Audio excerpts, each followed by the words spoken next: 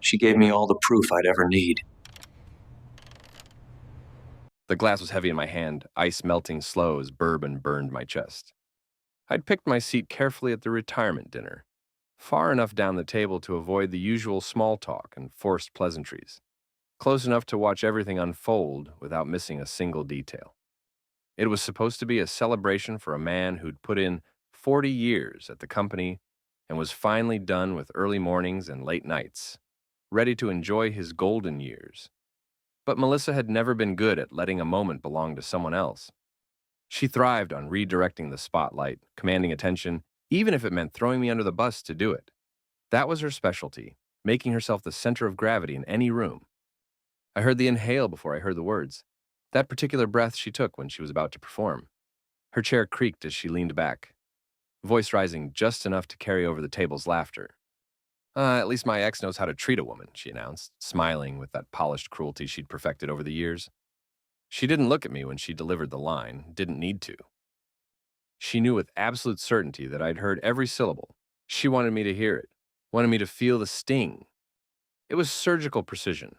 The sentence hung there in the air like a perfect little dagger, wrapped in social charm, aimed dead center at my pride, and designed to draw crimson in front of witnesses. The reaction was quick and uneven around the table. A few people gave nervous laughs, their eyes flicking back and forth between us like they were watching a tennis match, unsure if this was some long-running joke or something darker.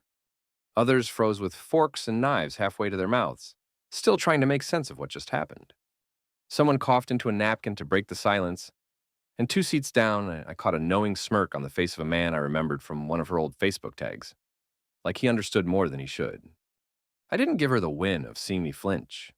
My hand stayed steady as I lifted the bourbon, letting the ice clink against my teeth before I swallowed. I didn't glare, didn't look hurt, didn't force a laugh to ease the tension. I just let my silence sit heavy in the middle of their small talk, watching it spread like ripples from a dropped stone. The thing about silence is, people fill it in. They guess what you're feeling: anger, shame, defeat. Melissa loved that. She wanted the room to see me as the man who couldn't take a joke, the man too plain to keep a wife from daydreaming about her better days. While she was busy working the crowd like a practiced performer, soaking in what she thought was her win, I was storing away every detail with the care of a crime scene investigator. The way she tipped her head to the left as she delivered the line, as if the angle made her words cut deeper. The exact shade of lipstick, dark burgundy, catching the restaurant's warm light when she smiled. The quick, near-hidden glance she shot to the man at the far end of the table. A twitch of a look that lasted no more than half a second but told me everything I needed. All of it filed away neat as case notes, shaping a picture I was only starting to grasp. I marked the other details too. The bottle of costly Pinot Grigio she'd been draining since we arrived, her glass now ringed with burgundy prints. The nails, painted to match her lips, drumming on the glass in a smug rhythm as she enjoyed the echo of her show. The phone sat face down beside her plate, buzzing twice in the last 10 minutes with that sharp double vibration. Not calls, and those drag on. These were messages, short and hidden. Something locked into place inside me then, like tumblers lining up in a steel lock. Not rage, not the loud, messy storm she might expect and even hope to see. This was colder, heavier, cut from stone, a choice that dropped whole into my mind, complete with weight and consequence, needing no words, no witness, least of all her. There's a craft to holding a grudge the right way. You don't swing it like a fist. You keep it like a knife, close and unseen until it counts. You breathe steady, smile when needed, let them believe they've won, right up until the ground gives way beneath them. So I let her keep her little moment. Let her bask in the half-hearted chuckles and flickers of discomfort she mistook for admiration. I even leaned back in my chair, appearing relaxed, as though her words hadn't just been branded into my mind with perfect clarity. She didn't see the small movement of my hand under the table, the way I pressed my thumb against the worn silver of my wedding band, turning it once, twice, like a dial setting the first of many tumblers in motion. When we walked through our front door several hours later, Melissa was still humming under her breath, the faintest trace of her expensive perfume trailing in the air as she kicked off her black heels in the entryway, with the casual satisfaction of someone who felt the evening had gone exactly according to plan. She didn't look at me, didn't need to, she thought. She believed the evening had gone exactly how she wanted. Her clever public jab landing perfectly in front of an audience. My pathetic non-reaction confirming the picture she'd been carefully painting for years to anyone who would listen. A long night, she called over her shoulder, tone buoyant as if we'd been co-conspirators in some shared joke. She padded into the kitchen, poured herself a heavy glass of wine, and without waiting for a reply, headed upstairs. I listened to her steps on the staircase, slow, lazy. The bedroom door closed with a soft click. I stayed in the dim living room for a long moment, letting the silence settle around me like a comfortable blanket, the warm glow from a single table lamp casting amber light over the coffee table, where her wine glass from earlier still sat lipstick, stain on the rim like evidence of the evening's performance. When I finally made my way to my desk in the corner, it wasn't with any hesitation or second guessing. The laptop's hinge felt heavier than usual under my palms, the metal cold against my skin as I lifted the screen. I opened a folder buried deep on my desktop, labeled simply Contingencies in plain text. 3 carefully crafted email drafts sat waiting there like loaded weapons, untouched for months, maybe even years, aging like fine wine. They weren't love letters begging for reconciliation. They weren't angry threats written in the heat of passion. They were instructions, concise, precise, professional, each one addressed to someone who possessed the very specific ability to shift the earth under Melissa's feet without ever needing to raise their voice or make a scene. The first email went to my attorney. No drama, no accusations, just a direct subject line. It's time. And a request to initiate the first steps of what we discussed in an abstract just-in-case conversation 2 years ago. Back then, even I thought it was over preparation. Tonight, it was foresight paying dividends. The second was to my accountant. Same subject line, same brevity. He'd know exactly which set of documents to dust off, which transfers to queue, which accounts to adjust quietly, permanently. The third message was the most personal and most dangerous. To a name I hadn't typed in over a decade.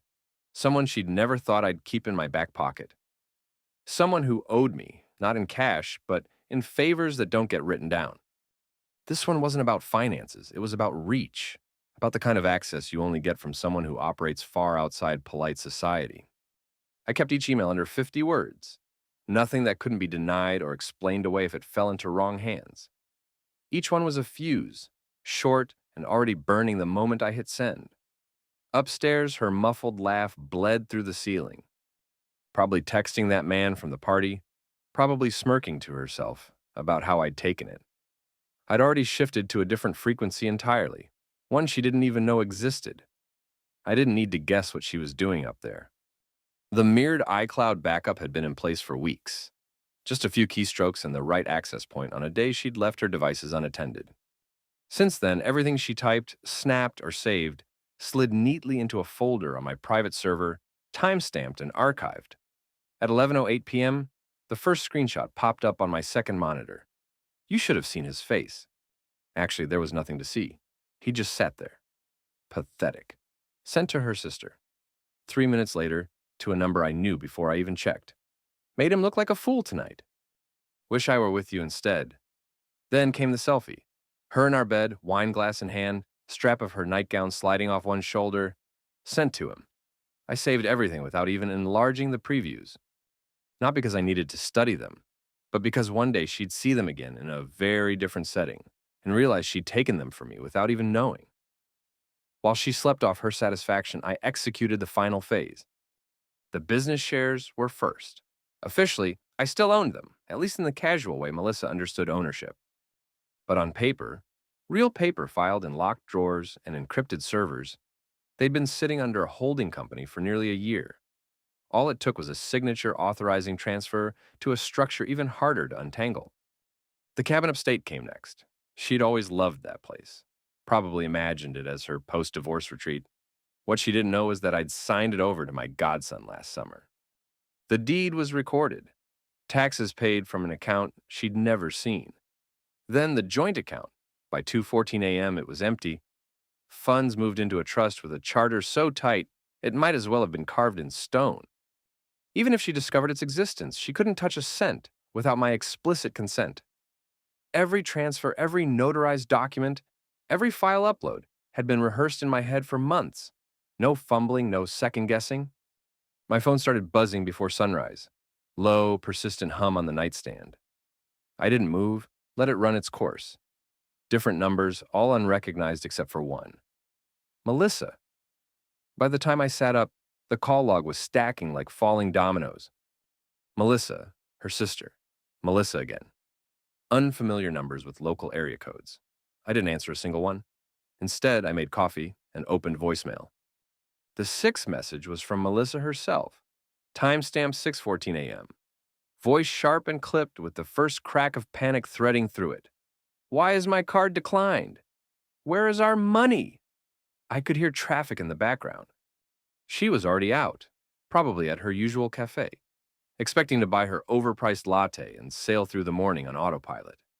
Instead, she'd been stopped cold by a polite but immovable cashier. I pictured the moment perfectly. Melissa forcing a smile, swiping again, insisting there must be a mistake, the line behind her growing restless.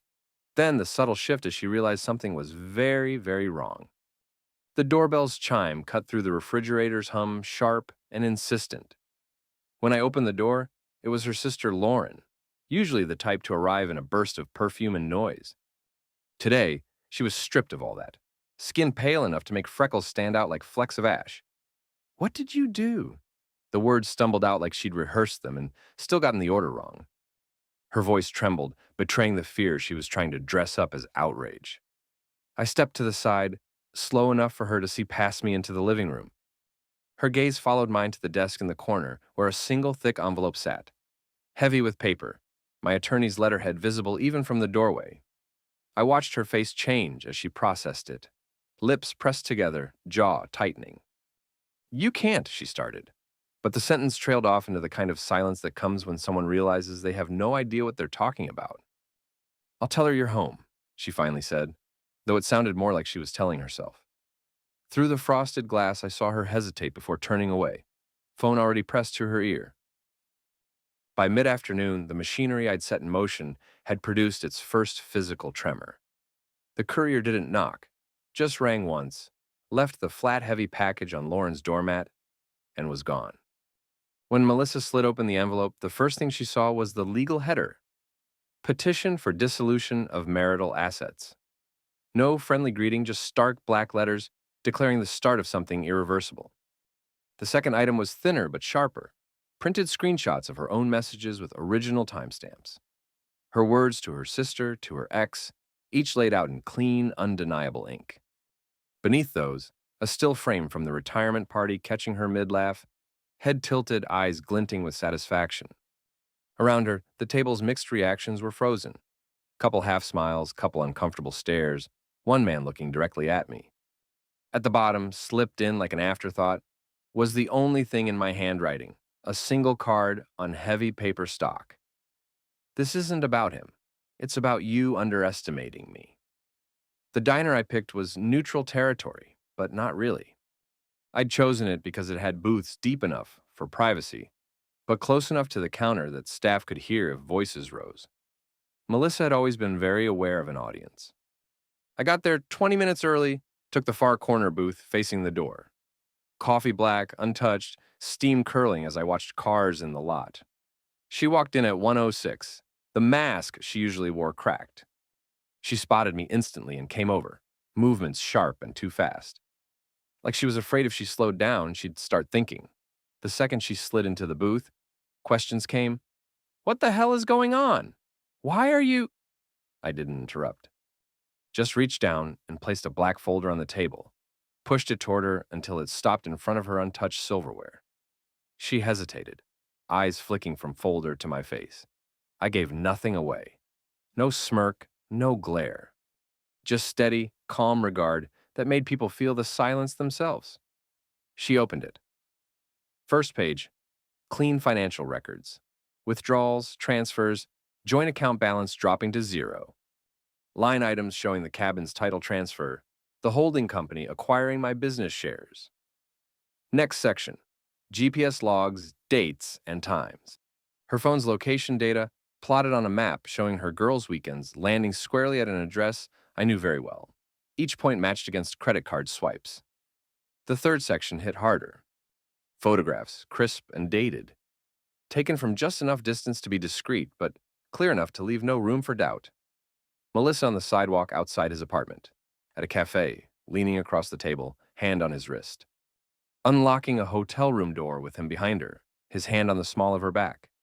She sat back, color drained from her cheeks, lips parting like she had something to say but couldn't find words. You said your ex knows how to treat a woman, I said, voice steady, almost conversational. Good. He can treat you to what comes next. Her eyes snapped up to mine, confusion cutting through shock. She was trying to decide whether to fight or beg, realizing both options required more leverage than she had left. I took a sip of my lukewarm coffee, letting silence hang. She was waiting for me to lay out terms, give her an opening. I gave her nothing, only the knowledge that she was no longer steering this conversation or any other one between us ever again. Melissa arrived 5 minutes late at her attorney's conference room, the way she always did when she wanted to signal control. But the moment she stepped inside, that tactic died on the threshold. Blinds were drawn. Air smelled of burnt coffee and copier toner. Her attorney, sharp suit, measured voice, the one she'd boasted could tear me apart in court, sat at the head of the long table. His expression wasn't the confident half-smile I remembered. It was tight, guarded. On the wall behind him, a flat screen was already running. No preamble, just video. First clip, her laugh at the retirement party. Clear audio, crystal image. Her voice carrying above the clink of glasses. At least my ex knows how to treat a woman. The footage cut to GPS-tagged stills. The hotel, the cafe, her walking out of her ex's apartment with a weekend bag. Then actual video, grainy but undeniable, from hotel security cameras. Melissa in the lobby, her hand brushing his as they crossed to elevators. She moved fully into the room now, but not to take a seat. What is this, she demanded, voice sharp but lacking conviction. Her attorney reached for the remote, pausing video on the frame of her unlocking a hotel room door. Then he looked at her with that practiced calm lawyers use when they've already weighed every possible outcome. Sign the agreements now, he said, sliding papers across polished wood. Or this becomes part of the public record. Melissa's eyes flicked from him to the documents, then back to the frozen image on screen. I saw the shift happen, flicker of defiance collapsing under weight of calculation. She wasn't thinking about me anymore.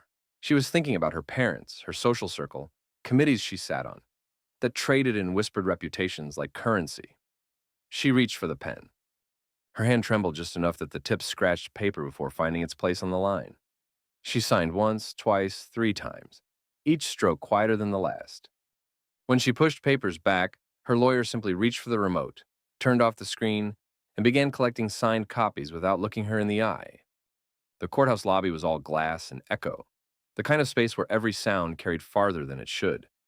I stood near the far doors, waiting for my attorney to wrap up final filings. I saw her before she saw me. Melissa moved through the crowd like she was underwater, slower, heavier, as if each step required conscious effort. The carefully polished woman I'd known was gone. Hair limp, makeup smudged just enough to betray that she'd been wiping at her face. When her eyes found mine, she hesitated. For a second, I thought she might turn around, but then she came closer, weaving between people until she stood directly in front of me. Please, can we talk? Her voice was raw, sharp edges ground down into something unsteady. I didn't answer her question. Instead, I reached into my coat and pulled out a sealed envelope. Heavy stock paper, no markings except her name, written neatly in black ink. I held it out between us. She took it like it might burn her fingers. You said your ex knows how to treat a woman, I said, tone even, not cruel, just final. Turns out, you're exactly his kind of woman. Her mouth opened slightly, but no sound came out. She looked down at the envelope, then back at me, searching my face for something. An opening, a sign that there was still a version of me willing to listen. She didn't find it. I stepped past her, doors parting with a hiss as winter air rushed in. Outside, light was blinding against marble steps, air crisp enough to sting my lungs. Behind me, doors closed with a muffled thud, sealing her in that echoing lobby with her envelope and whatever was left of the story she'd been telling herself. I didn't look back, not once. Not to see if she opened it, not to see if she called after me. The chapter was closed, the book shelved. No more words, no more her.